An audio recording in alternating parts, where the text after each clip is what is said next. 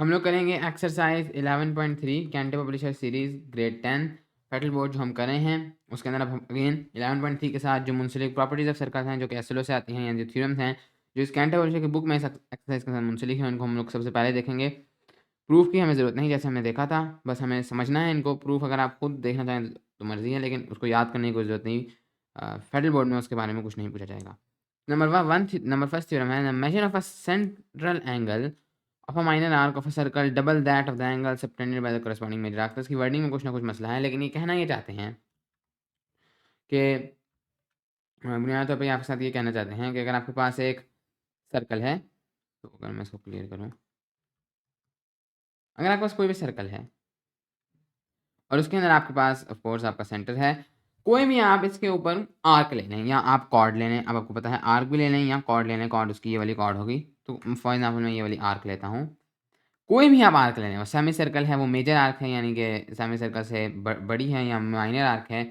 अगर आप एक एंगल सबटेंड करते हैं सेंटर पर, सबटेंड अब आपको पता है इसके दोनों हिस्सों से आप सेंटर तक एक एंगल लेके जाते हैं, या इस आर्क की जो कॉर्ड है उससे आप एंगल सबटेंड करते हैं सेंटर तक, इसको हम लोग कहते हैं द सेंट्रल एंगल, राइट, ये वाला। और फिर आप एक और एंगल सबटेंड करते हैं at any point in the circumference, circumference पर किसी भी पॉइंट में इसी आर्क से आप एक और एंगल सबटेंड करते हैं। तो इसी आर्क से मैं एक और एंगल सबटेंड करता हूँ किसी भी पॉइंट पर सर्कमफ्रेंस के, राइट। मैं एक और एंगल सबटेंड करता हूँ इस तरीके से, इसको हम लोग कहते हैं इंस्क्राइब्ड एंगल। तो बात सिर्फ ये है कि आपके पास जो सेंट्रल एंगल है वो आपके पास इंस्क्राइब्ड एंगल से डबल होगा। तो अगर आप लोग इंस्क्राइब्ड एंगल को डबल कर दें तो वो आपके पास सेंट्रल एंगल बन जाएगा। ये सिंपल प्रॉपर्टी है, ये सिंपल थ्योरम है। ये डिपेंड नहीं करता आर्क मेजर है या माइनर, मेजर भी हो सकती है तब भी सेम रूल, ये सेमी सर्कल आर्क भी हो सकती है तब भी सेम रूल अप्लाई होगा। यहाँ पर वर्डिंग में कुछ मसला है। सिंपल वर्डिंग में कहें तो the measure of the central angle of any arc is double that of the angle subtended by the same arc on any point of the circumference. आप सिंपली इस तरह कह सकते हैं, बट ये प्रॉपर्टी सिंपली इस तरह है। अगर आप इसका जो है प्रूफ देखना चाहते हैं तो बहुत ही सिंपली आप इसको प्रूफ कर सकते हैं। सबसे पहले तो आप लोग फॉर एग्जांपल अगर आप इधर एक लाइन ड्रॉ करें इस तरीके से, ये आपको प्रूफ करने की कोई ज़रूरत नहीं, याद बस आपको पता होना चाहिए। अगर इस तरीके से फॉर एग्जाम्पल मैं एक लाइन ड्रॉ करता हूँ तो मेरे पास यहाँ पर ऑफकोर्स 2 ट्राइंगल्स बन जाएंगे। अगर मैं देखूँ, मैं इसको थोड़ा सा बड़ा ड्रॉ करता हूँ ताकि ईजिली हम इसको समझ पाएँ। ये मेरे पास है, तो मेरे पास कोई भी मेरी आर्क है या कॉर्ड है, मैं कॉर्ड ड्रॉ कर देता हूँ, मतलब कुछ भी है, और यहाँ से मैं एक सेंटर तक एंगल करता हूँ। ये डबल होगा अगर मैं किसी भी पॉइंट पर सरकमफ्रेंस के ये एंगल लेकर जाऊँगा, राइट। मैं इसको इधर भी लेकर जा सकता हूँ, इसको कहीं भी लेकर जा सकता हूँ। मैं जनरली अगर मैं इसको इधर लेकर जाऊँ, जस्ट आपको एक आइडिया देने के लिए, अगर मैं यहाँ से फॉर एग्जाम्पल एक लाइन ड्रॉ करूँ जो इसके सेंटर से गुजरती है, सेंटर है ओ, तो ये मेरे पास 2 ट्राइंगल्स बनते हैं। एक मेरे पास बनता है ये वाला ट्राइंगल और एक मेरे पास बनता है ये छोटा वाला ट्राइंगल। अब अगर इधर आप लोग देखें, मैं इसको कहता हूँ ए बी, इस कॉर्ड को मैं कहता हूँ ए बी, और मैं भी इसको पॉइंट को मैं कहता हूँ पी। अगर मैं बात करूँ इस एंगल, ये जो मेरे पास एंगल है ए ओ बी, ये वाला जो एंगल है, राइट, नहीं ए ओ, इसको क्यू कहता हूँ, तो ए ओ क्यू एंगल जो है, अगर मैं इस वाले एंगल की बात करूँ, सो इस एंगल को मैं लिख सकता हूँ as the addition of angle O A P plus angle A P O, right. यानी इन दो एंगल्स को अगर मैं ऐड कर दूँ तो मेरे पास ये एंगल आएगा। ये तो मैं आपको पहले ही बताया था, आपको बहुत सिंपल प्रॉपर्टी है कि एक्सटर्नल एंगल है, अगर ये वाला आपके पास तीसरा एंगल है तो जब एक 180 डिग्रीज की लाइन ड्रॉ करें तो ये एक्सटर्नल एंगल आपको बन जाता है, ये इक्वल होगा जो बाकी दो आपके पास एंगल्स हैं उनके सम के। ये एक्सटीरियर एंगल है, ये इंटीरियर एंगल्स जो बाकी दो हैं उनके सम के बराबर होगा, राइट। तो ओ ए पी और ए पी ओ, तो इन दोनों के ये आपके पास सम के बराबर हो जाएगा। अब यहाँ पर अगर आप लोग देखें तो ये जो आपके पास ट्राइंगल बना है ये वाला, ये एक आइसोसेलेस ट्राइंगल है क्योंकि ये दोनों आपके पास लेंस इक्वल हैं, ये दोनों रेडियस हैं। अब हमें पता है कि एक आइसोसेलेस जो आपके पास ट्राइंगल है वो आपकी साइड्स और एंगल्स रिलेटेड होते हैं। तो पता है आइसोसेलेस ट्राइंगल में जो दो इक्वल साइड्स हैं उन दोनों के सामने वाले एंगल्स भी इक्वल हैं, यानी ये वाला एंगल और ये वाला एंगल इक्वल है क्योंकि ये दोनों साइड्स इक्वल हैं, तो ये और ये इन दोनों के ऑपोजिट एंगल्स भी इक्वल होंगे। तो दिस मीन्स कि ये दोनों इक्वल हैं आपके पास। यहाँ मैं कह सकता हूँ कि एंगल ए ओ क्यू जो है वो इस वाले एंगल से डबल है, राइट, क्योंकि ये दोनों एंगल सेम है। तो इन दोनों का ऐड करने का मतलब यही है, मैं इसको डबल कर दूं तो 2APO, राइट। मैं सिंपली इसको इस तरह से कह सकता हूँ, यही चीज़ मैं कर सकता हूँ इस वाली तरफ के लिए भी। तो मैं कह सकता हूँ कि एंगल BOQ अगर मैं कह दूँ that is going to be equal to इस तरफ वाले इन दो एंगल्स, इस वाले एंगल का डबल, राइट। अगर मैं फुल प्रोसीजर करूँ तो ये हो जाएगा 2 एंगल OPB। तो ये दोनों मैं बातें क्या सकता हूँ, अगर मैं इन दोनों इक्वेशंस को ऐड कर दूँ तो मेरे पास हो जाता है एंगल ए ओ क्यू। ज़ाहिर है मैं अगर इस पूरे वाले इन दोनों को ऐड कर दूँ, इसको और इसको, angle A O Q plus angle B O Q, तो ये इक्वल हो जाएगा 2 angle A P O plus 2 angle O P B. तो ये चीज़ हो जाएगी इन दोनों को ऐड करके, यहाँ बुनियादी तौर पर एंगल ए ओ बी, इन दोनों को ऐड करके यही वाला आ जाता है। ये आपका इक्वल हो जाएगा 2, और अगर मैं कॉमन ले लूँ angle A P O plus angle O P B, यहाँ ये जो फुल एंगल है A P B, angle A P B. दूसरे अल्फाज में आपके पास जो सेंट्रल एंगल है, जो आपके पास सेंट्रल एंगल है, ये आपके पास डबल है इंस्क्राइब्ड एंगल। तो बहुत ही सिंपल, बट एनीवेज ये बहुत ही सिंपल आपके पास एक प्रॉपर्टी है जिसको आप समझ सकते हैं। ओके, नेक्स्ट है आपके पास any two angles in the same segment of a circle are equal. ये बहुत ही सिंपल प्रॉपर्टी है कि अगर आपके पास कोई भी सर्कल है और इसके आप कोई दो सेगमेंट्स बनाते हैं, किसी कोई भी आप कॉर्ड बना दें या कोई भी आप आर्क बना दें, उससे आपका सर्कल दो सेगमेंट में टूट जाता है। मैं ये कॉर्ड बनाता हूँ, इससे ये एक सेगमेंट, ये एक सेगमेंट, ये मेजर सेगमेंट, ये माइनर सेगमेंट। मैं डायामीटर ही, वो भी एक कॉर्ड है, तो इससे दो इक्वल सेगमेंट्स। मैं यहाँ पर बनाता हूँ ये छोटी ये बड़ी, तो इससे मैं सेगमेंट में तोड़ सकता हूँ एक कॉर्ड से। तो प्रॉपर्टी सिर्फ ये है कि any two angles in the same segment of a circle are equal, यानी कि अगर मेरे पास एक ही सेगमेंट है, फॉर एग्जांपल मैं ये कॉर्ड ड्रॉ करता हूँ, और अगर मैं इस कॉर्ड से किसी एक सेगमेंट में एक एंगल सबटेंड करता हूँ उसके सरकमफ्रेंस पर, राइट, समथिंग लाइक दिस, और मैं फिर सरकमफ्रेंस पर ही एक दूसरा एंगल सबटेंड करता हूँ, तो ये दोनों एंगल्स इक्वल होंगे। बस ये सिंपल सी आपके पास प्रॉपर्टी है, और एक्चुअली में इसको आप बहुत ईजिली समझ सकते हैं। हमने अभी भी पढ़ा है कि जो आपके पास सेंटर में एंगल आप सबटेंड करेंगे कोई भी कॉर्ड, ये दोनों एंगल्स उसके हाफ होंगे, या ये एंगल डबल होगा।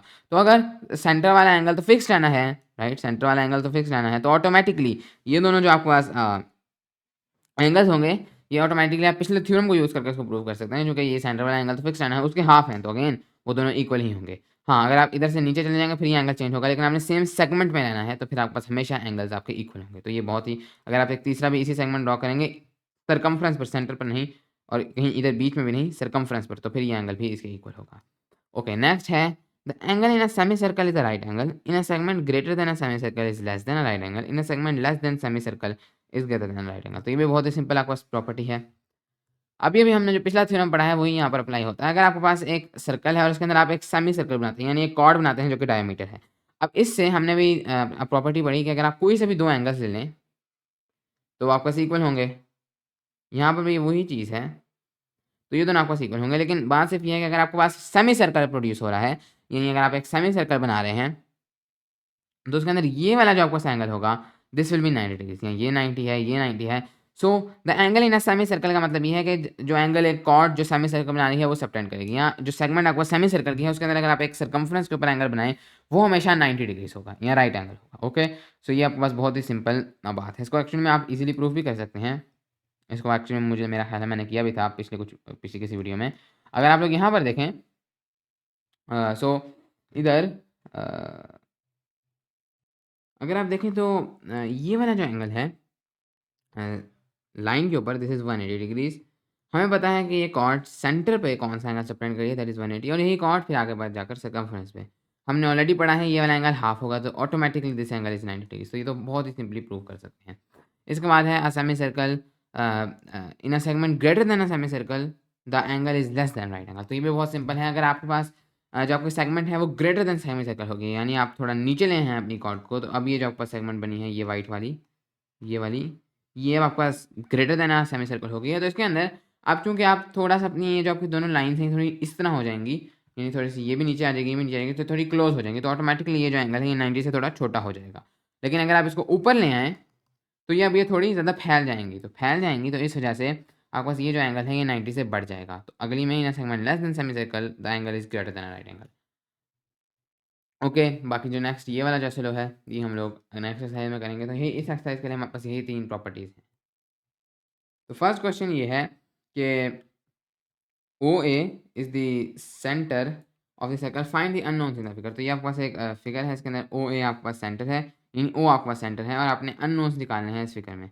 बहुत ईजी है। सबसे पहले x, तो अगेन x ये आपका सेम आपके पास आर्क है, ये वाली, ये आपके पास एंगल सबटेंड करी है सेंटर पर और इधर, तो ये वाला एंगल हाफ होगा इसके, तो x इज सिंपली 35 डिग्रीज। उसके बाद आपके पास y क्या है, तो अगर आप लोग इधर देखें तो अगर मैं कहूँ ये वाली जो आपके पास आर्क है, ये बड़ी वाली, ये एक एंगल आपके पास सबटेंड करी है इधर, ओके। लेकिन अगर यही वाली आर्क आपके पास एक एंगल सबटेंड करे ऑन द सेंटर, तो ये वाला जो एंगल है ये उसके हाफ होगा। तो अगर इस वाली आर्क से मैं एंगल एक सबटेंड कराऊँ सेंटर पर, तो अगेन वो भी इधर ही जाकर मिलता है। लेकिन अब ये जो एंगल सेंट्रल एंगल होगा वो ये वाला होगा जो आर्क की तरफ है, राइट। तो ये वाला एंगल आपके पास हो जाता है 360 माइनस 70, यहाँ 290 डिग्रीज। तो अब ये वाला जो है ये इसके हाफ होगा 290 डिग्रीज के। 290 डिग्रीज का हाफ आपके पास होता है 145 डिग्रीज। तो आपके पास जो y है दैट इज 145 डिग्री। तो ये तो बहुत ही ईजिली आप लोग इस क्वेश्चन को सॉल्व कर सकते हैं। तो नेक्स्ट क्वेश्चन की तरफ बढ़ने से पहले ये मैंने अभी भी चीज़ देखी, ये वाला जो आखिरी प्रॉपर्टी ऑफ सर्कल थी ये मिस हो गया। ये अगली एक्सरसाइज में नहीं, इसी एक्सरसाइज में हमने कवर करना है। ये मुझे गलती लगी, तो ये वाला भी हम जल्दी से देख लेते हैं। The opposite angles of any quadrilateral inscribed in a circle are supplementary. ये भी बहुत ही सिंपल है। कहते हैं कि अगर आपके पास कोई भी सर्कल है और उसके अंदर अगर आप एक क्वाड्रिलेटरल को इंस्क्राइब करते हैं, यानी अगर आप एक क्वाड्रिलेटरल जिसकी 4 साइड्स हों और आप उसको सर्कल में इंस्क्राइब करते हैं, यानी उसके चारों कोनों को आप सर्कल रखते हैं, मे बी कुछ इस किस्म का आपके पास एक क्वाड्रिलेटरल है। तो रूल सिर्फ ये है कि आपके पास जो उसके ऑपोजिट एंगल्स होंगे, यानी ये और ये ऑपोजिट एंगल्स हैं, इन दोनों को ऐड करेंगे तो वो सप्लीमेंट्री होगा। सप्लीमेंट्री मीन्स कि इन दोनों को ऐड करके आपके पास 180 डिग्रीज आएगा। तो इन दोनों को ऐड करके आपके पास 180 डिग्रीज आएगा, और इन दोनों को, क्योंकि ये भी ऑपोजिट हैं, इन दोनों का भी आपके पास ऐड करके 180 डिग्रीज आएगा।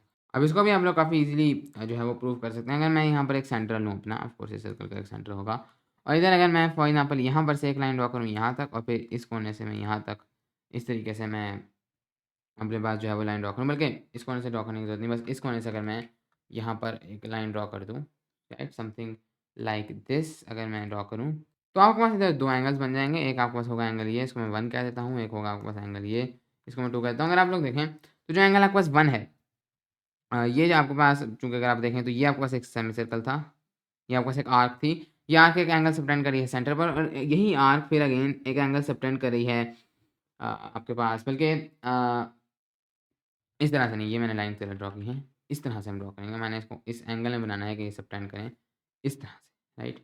अगर मैं इस तरह से इन दोनों कोनों से ड्रॉ करूँ, अगर हम लोग इन दोनों की बात करें तो फॉर द टाइमिंग, तो इधर मेरे पास एक एंगल बनेगा यहाँ, इधर मेरे पास एक एंगल बनेगा यहाँ, इसको मैं 1 कहता हूँ, इसको 2 कहता हूँ। अब ये वाला जो एंगल है 1, ये जो एंगल मेरे पास 1 है, अगर आप लोग देखें ये आर्क आपको सबटेंड कर रही है इधर इस एंगल को, राइट, इस वाले एंगल को आपको सबटेंड किया जा रहा है इस साइड पर।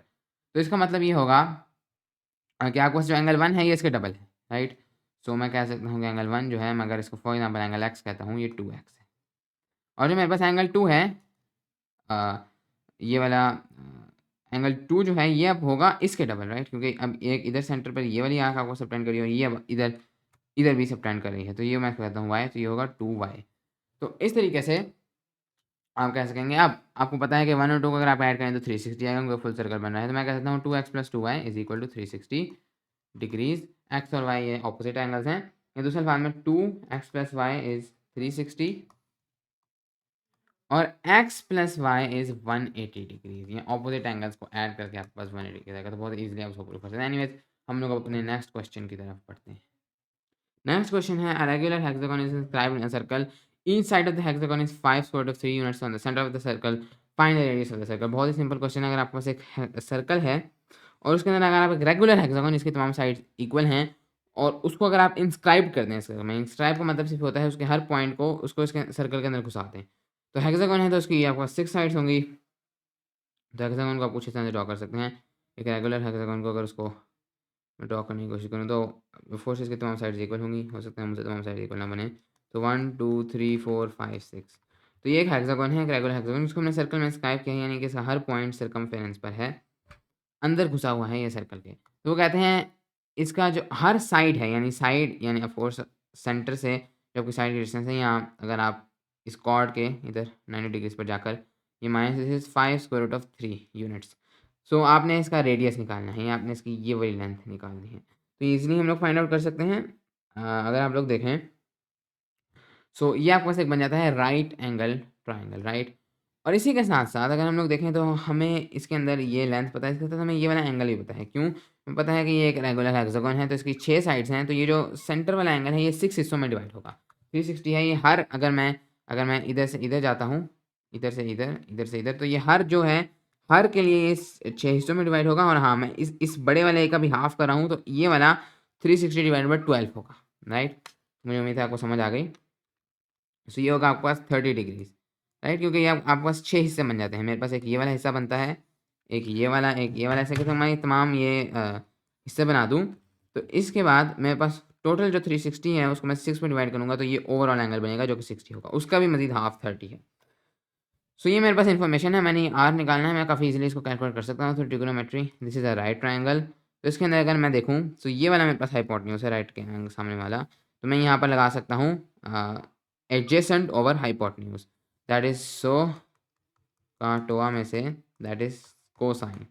सो मेरे पास होगा cosine of 30 degrees is equal to 5 square root of 3 divided by R. Cosine of 30 हमारे पास होता है square root of 3 divided by 2 dot r is equal to 5 square root of 3. r is equal to 10 square root of 3 और मजीद इसे divided by square root of 3, तो आपके पास जो रेडियस है that is 10 units. Okay, next question. Next question है find the value of each variable. तो ये आपके पास दो क्वेश्चन है, में से आपने हर वेरिएबल की वैल्यू फाइंड आउट करनी है। मैं ये वाला कर देता हूँ, बाकी मुझे उम्मीद है आप खुद कर सकते हैं इजीली। दिस इज, ये अगर आपको नजर ना आए, this is 2c minus 6 degrees. But उम्मीद है ये आप खुद कर पाएंगे। अगर आपको थोड़ा सा भी ट्रिग्नोमेट्री के बारे में पता है और आप खुद से सोच सकते हैं, तो आप इजीली इनको सॉल्व कर सकते हैं। मैं इनमें से एक कर देता हूँ, आई थिंक सेकंड वाला क्वेश्चन कर देता हूँ। सो ओके, तो इसके अंदर अगर आप लोग देखें सेकंड वाले में, तो आपने निकालना है ए डिग्रीज और बी डिग्रीज। तो इन्होंने कुछ खास कंडीशन यहाँ पर बनाई हुई हैं और उसके मुताबिक आपने निकालना है इसको। और ये एक्चुअली में आप लोग काफ़ी इजीली निकाल सकते हैं, इसको निकालना कोई इतनी मुश्किल चीज़ नहीं है। अगर इधर हम लोग देखें इस क्वेश्चन में, तो ये आपके पास एक क्वाड्रिलेटरल है, जिस तरह हमने भी उसके लिए एक प्रॉपर्टी पढ़ी है। तो आपके पास जो ऑपोजिट एंगल्स हैं वो ऐड होंगे 180 में। तो दिस मीन्स के इसमें 2a degrees plus 2a degrees is 180 degrees. तो जैसे आप लोग a डिग्रीज निकाल सकते हैं, ये हो जाएगा 4a degrees is equal to 180 degrees, या a degrees is equal to 180 divided by 4 which is 45 degrees. तो a डिग्रीज तो इसके अंदर हो गया 45, a की वैल्यू 45, a काम हो गया। फिर b, तो 4b डिग्रीज ये ऑपोजिट हैं, plus 2b degrees will also be 180 degrees. तो 6b degrees will be 180 degrees और b डिग्रीज होगा 180 divided bye 6 that is 30 degrees. तो ये हैं आपके पास वैल्यूज a डिग्रीज की और b डिग्रीज की, काफ़ी इजीली निकल आती है। सो इसके साथ ही हमारी एक्सरसाइज कंप्लीट हो गई। Thank you very much.